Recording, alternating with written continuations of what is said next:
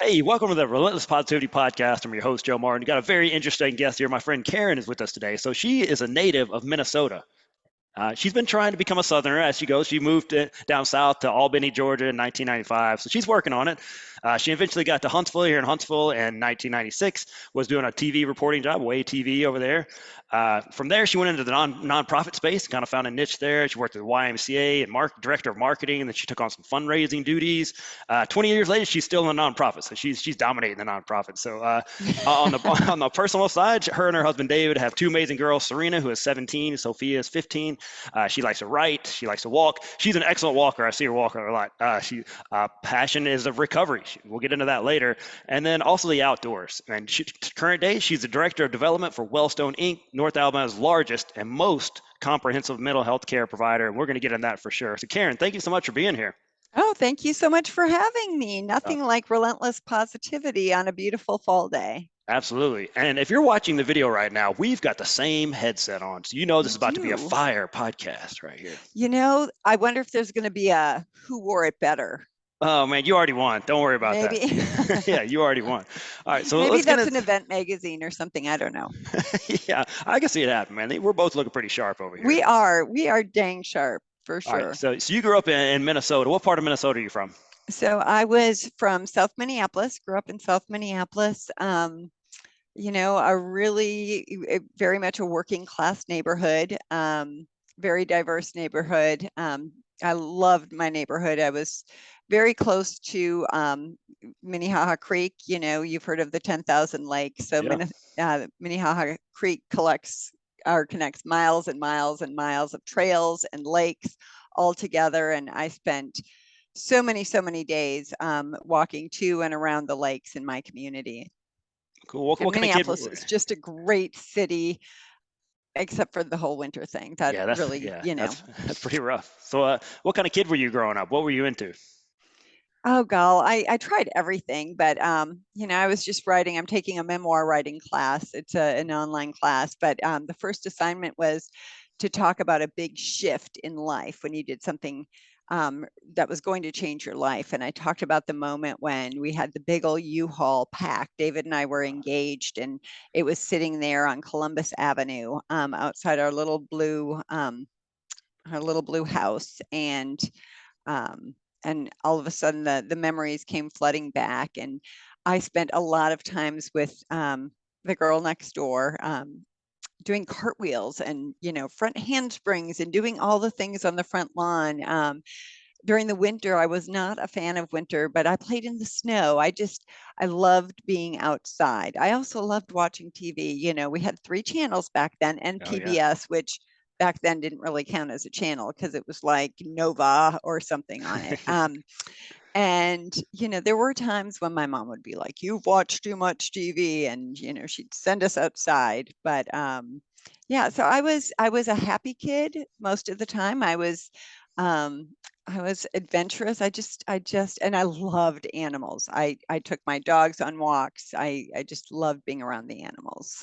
Well, that's awesome. That sounds like a cool class. I'm gonna have to check that out. So, one of the main reasons I wanted to have you on here is you're vocal about your struggle with alcohol. So, when was the first time that you had your first drink? How did you take your first drink? So I was in, gosh, seventh or eighth grade. My friend, the one I did cartwheels with, who was a year older and as my mom would think was a bad influence on me, but I was the innocent one, and I had, I could play everyone. I could, addicts, alcoholics, we can be manipulative, and we know how to play the game even when we're, in seventh grade. But she had some little bottles, and she went and got her collected peppermint schnapps and things like that from her dad's liquor cabinet. My mom was a nurse, a psych nurse in a locked unit in downtown Minneapolis, and she was at work, and I knew my dad would be down. Part of my story is that my dad was an alcoholic. And so I knew that he wouldn't really be paying attention to us. So we were in my room.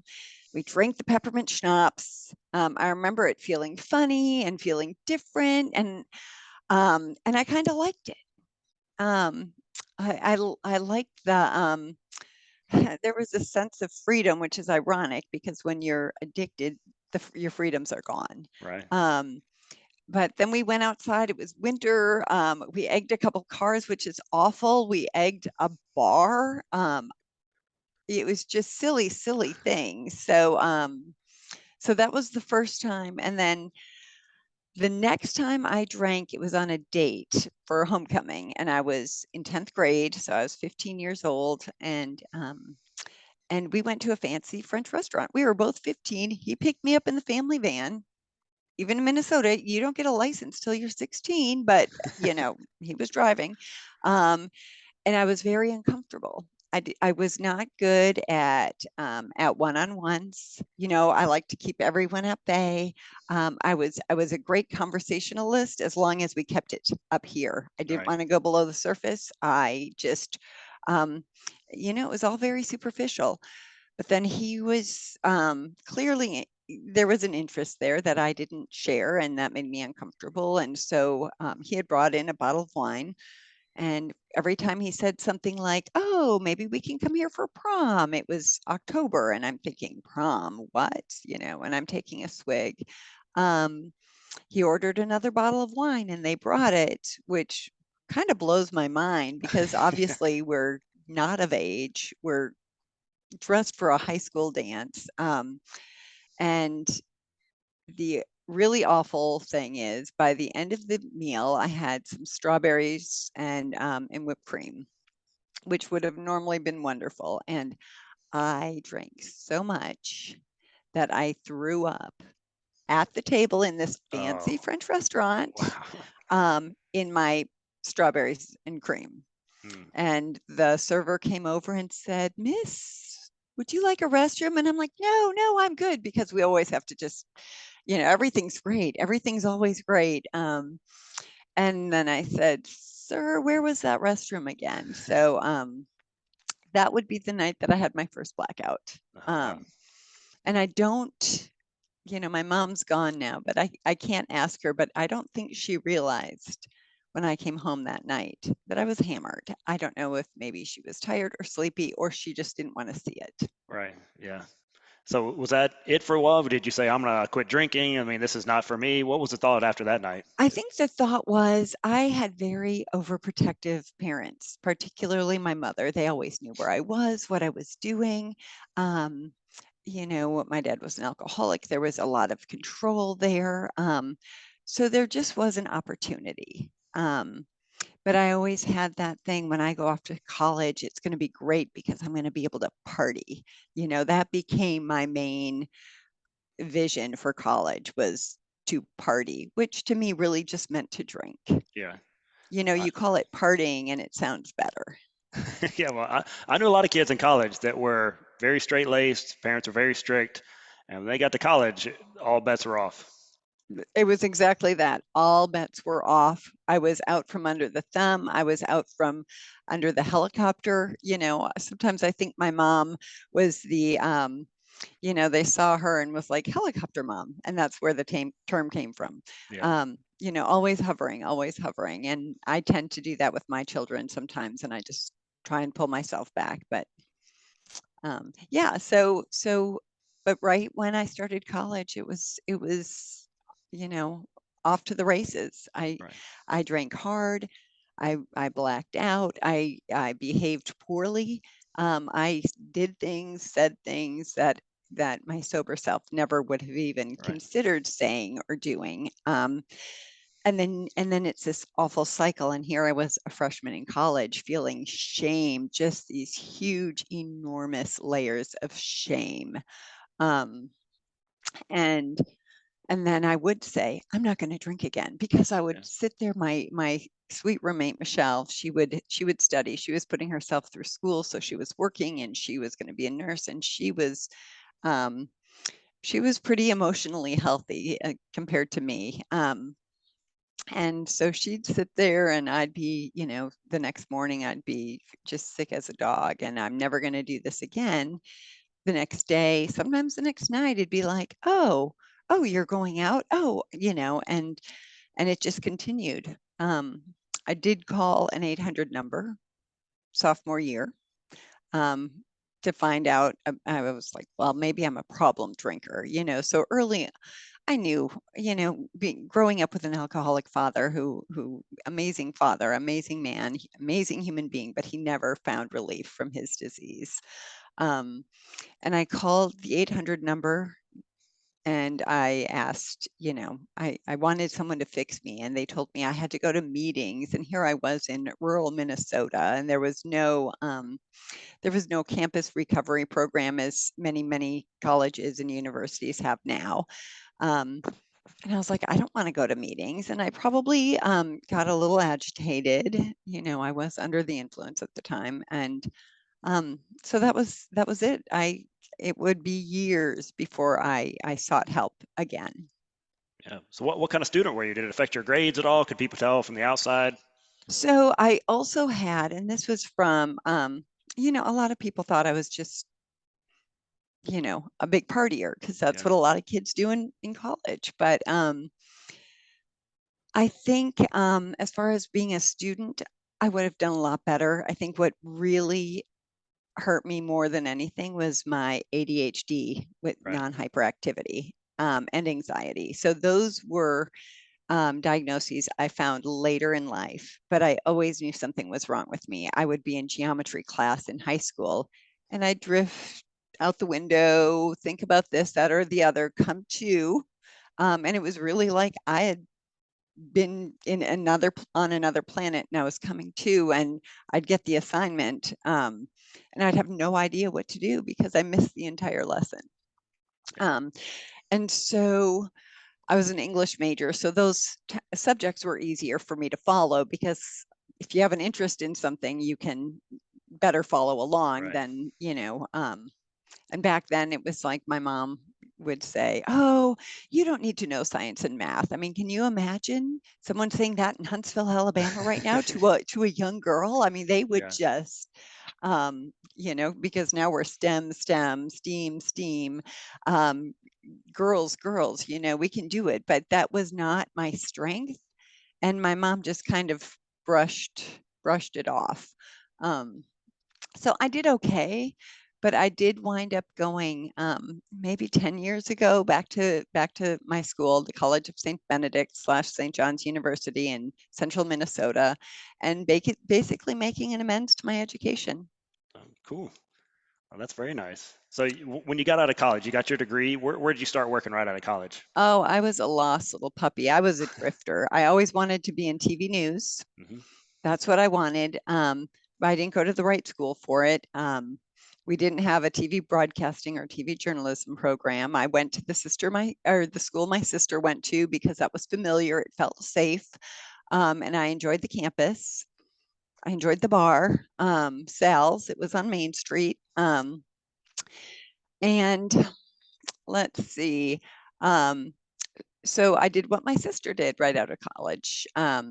Of course, she had since moved on to New York and she was making her way, just forging ahead in a PR career.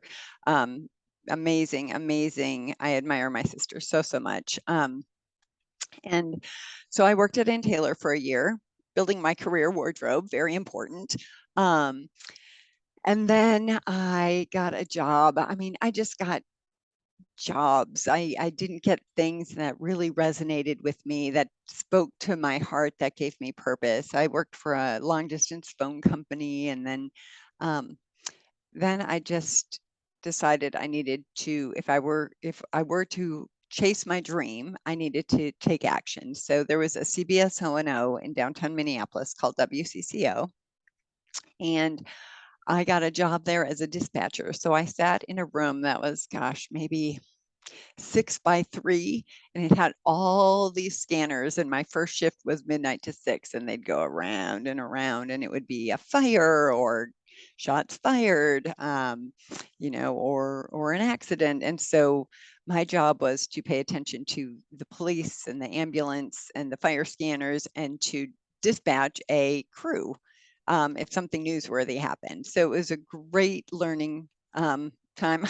Also, I think I mentioned to you that I dug out some old journals from my college and early adult years. And I was on a volleyball league. I have no recollection of this. So much of my young early adulthood, I just have no memories of. I mean, I don't know if it's because I was drinking so much or what, but so that was great. And then I moved out, was living with a friend, and again, not behaving. The chances we took, the chances I took.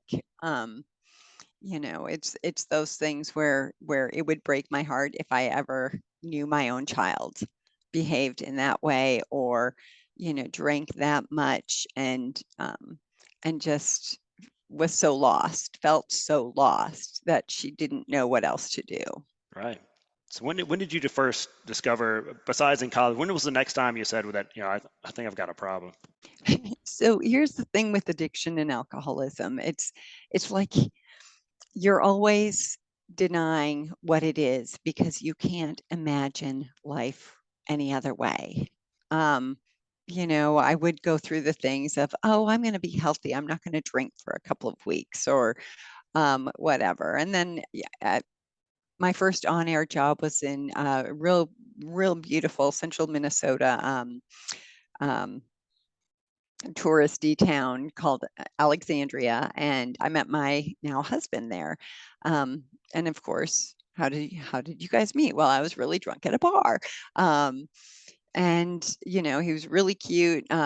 Gave him my number, of course, and he wound up calling me, and I kept waiting for the other shoe to fall. Like, okay, he's going to realize who I am. He's going to not want anything to do with me.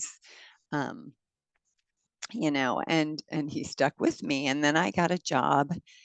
But of course I did. I mean, I did everything in my power to screw that up. Even when we were engaged, I got drunk. I threw the engagement ring across a restaurant floor. I'd get jealous, and then I would be out and I would flirt. I was hypocritical. I was manipulative.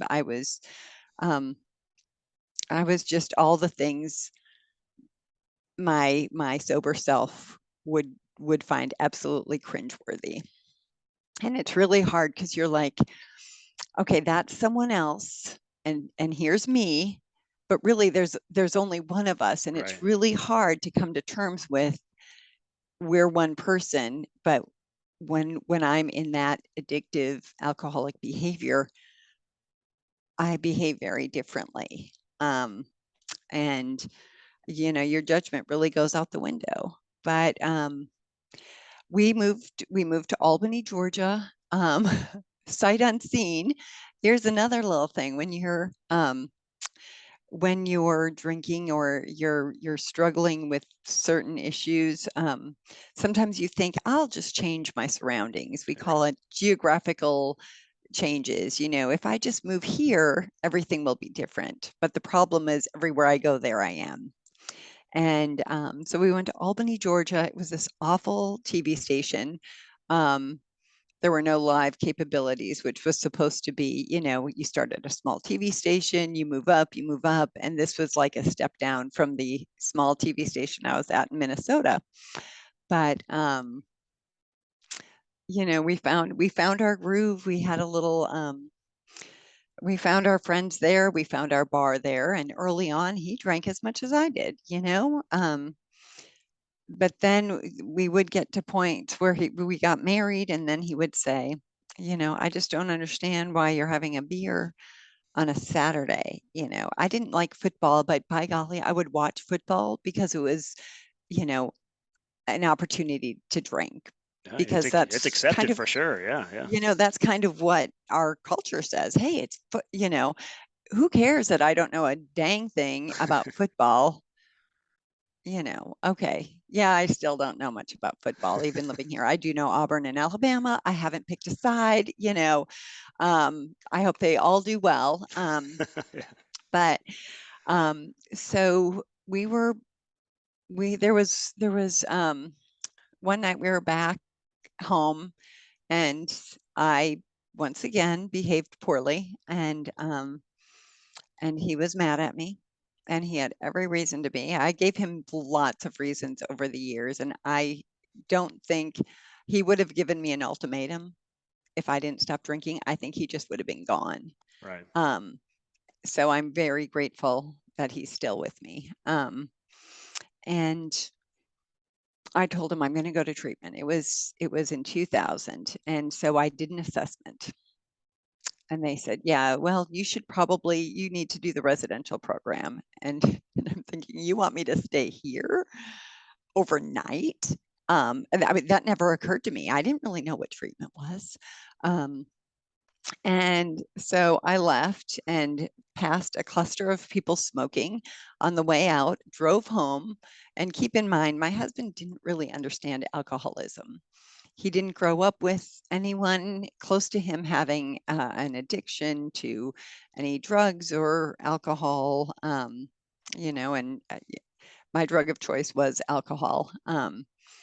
And so I got home and he said, how was it? And I said, you're right. I'm not an alcoholic. And he's like, okay, great. You just need to stop drinking when I tell you to stop drinking. Of course. Why didn't we think of that sooner? Yeah.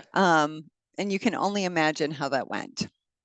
And I got to a point where I quit trying. I just couldn't control it. I spent many times in my adult life drinking. I was always a walker, even before I'd see you in South Huntsville when you were first starting out with the adventure boot camp over there at Weatherly, and I was probably hungover some of those nights or some of those mornings when you guys were working out and I was walking. Um, but I was also a creature of habit. So no matter how bad I felt, I was out there in the morning.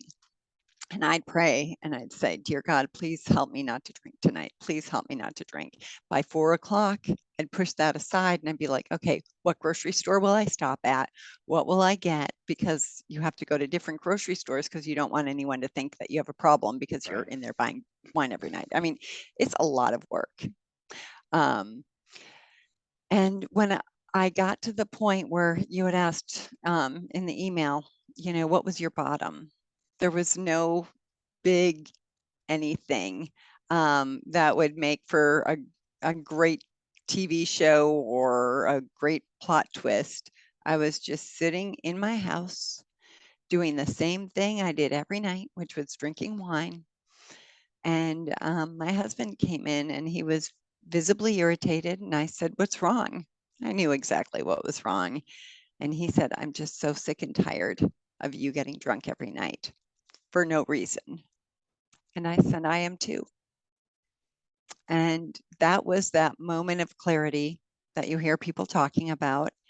And my words were slurred, but my mind was clear. And I don't know if it was that night or when, but I went to remember when we had phone books? Oh yeah. I went to one of those and I looked under addiction treatment and I found a place called Cumberland Heights in Nashville. And I stopped at the TV station and told my boss and the GM, the news director and the general manager. And I figured I'm outing myself to these two because then I can't chicken out. Yeah. Because, Cumberland Heights was what, almost 2 hours away? A lot. You can change your mind. Yeah. That's why it's so sad when we have such limited opportunities for treatment in Alabama. And somebody may not have the means, and there's not a state funded bed or anything available for 2 months. That window of willingness will rarely stay open for Right. that long. um, and so I went up there and I was serious from the beginning. um, I guess I can be obsessive about a lot of things, and I think my obsession served me well with my recovery because I wasn't going back to the emptiness and the loneliness. And, I would say hopelessness, but I always had a little bit of hope. I never lost hope completely. Um, but I did get to that point that night where I was like, sick and tired of being sick and tired, exactly like you hear people say. Um, and I was like, I can't do this anymore. I can't live another day with alcohol, but it has been my crutch and my best friend. It has helped me cope. It has, I really think I was numbing a lot of the pain inside and not dealing with a lot of things. So how do you walk away from it? It's, I can't live with this anymore, but how, dear God, can I live without it? Well, that's what you learn when you begin a treatment program or a recovery program. You learn how to live life on life's terms, and you learn how to cope and manage. And it's like you want to change everyone else. I spent my whole life trying to control everything around me, and I'm like, wait a minute, I have to start right here.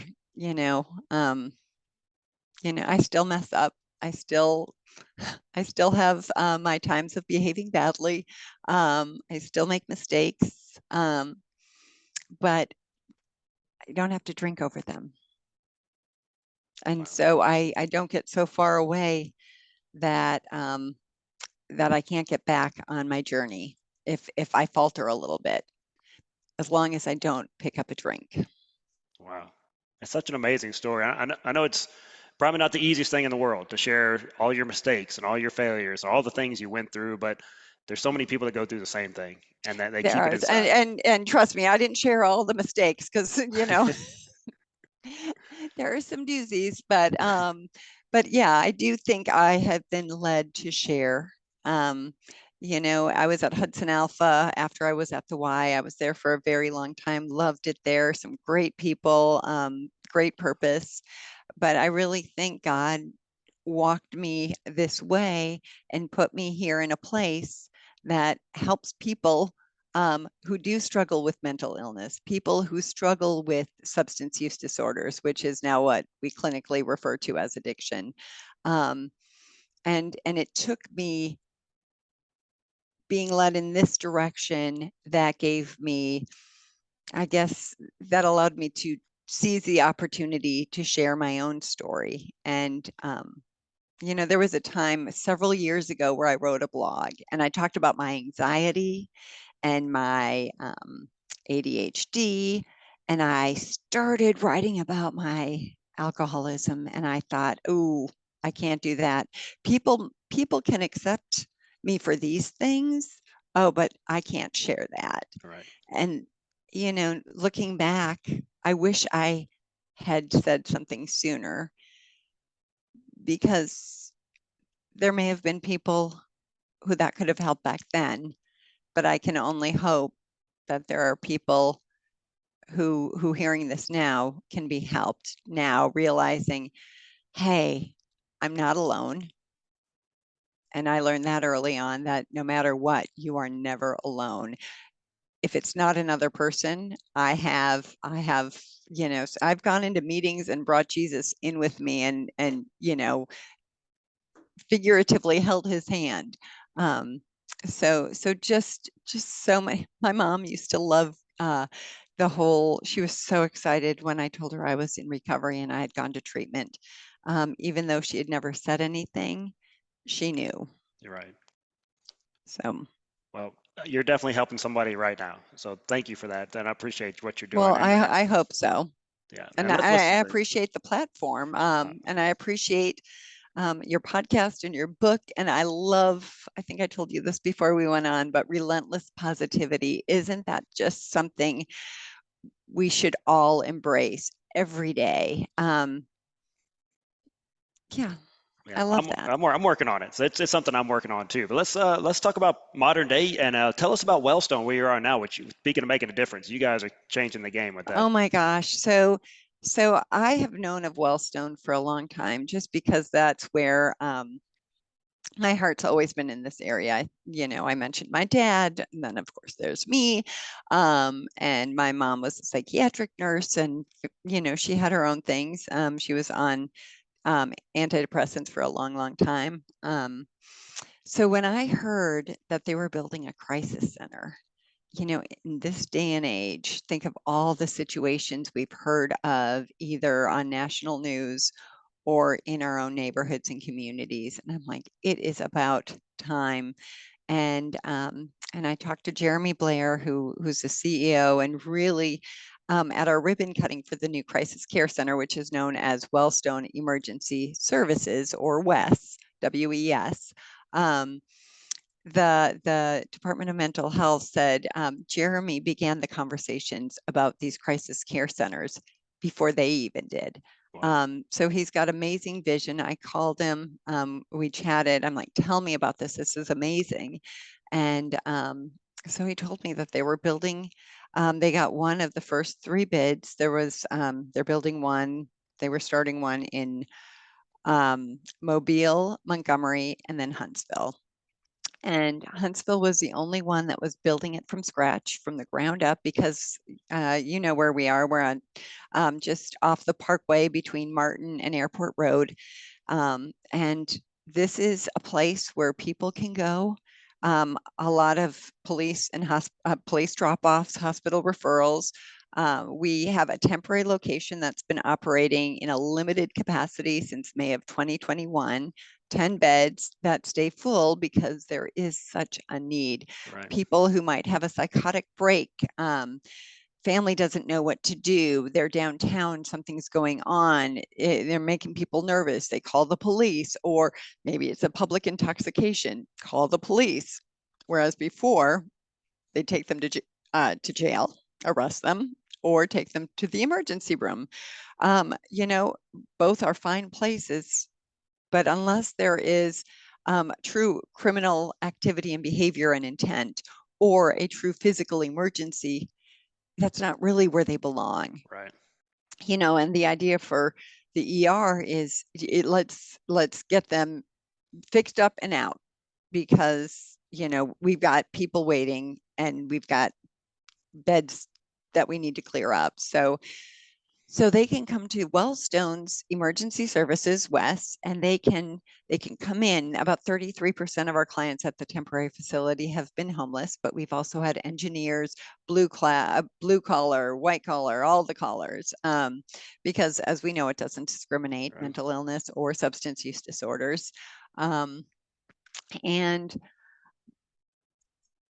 Paula Steele is our director, and Paula's commitment and mission is to make sure that everyone who comes in there feels loved, because so many of those folks have gone many, many years without knowing what that feels like, or they've forgotten what it feels like.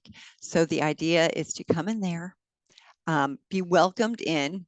You know, when's the last time they felt welcome in jail? You know, Yeah. come on in. We're so happy you're here.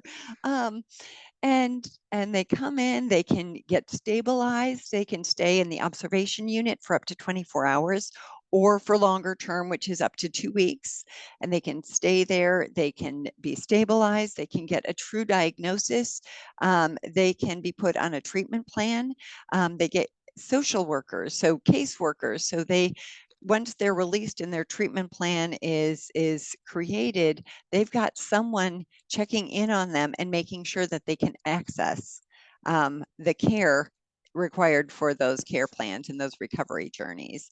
They're not alone. They always have someone. Most of the time, we have 70 programs at Wellstone, which is pretty hard to believe. I thought it Yeah. was traditional psychiatry and therapy, but your mind, that's a whole other series talking about all the programs Wellstone has. We serve about 12,000 individuals, children, adolescents, adults, and provide about $3.2 million in uncompensated care every year, public nonprofit. But when they come in, they're able to get the mental health care they need with the dignity they deserve. Oh, yeah. And it's kind of like, what took us as a society, as a culture, what took us so long?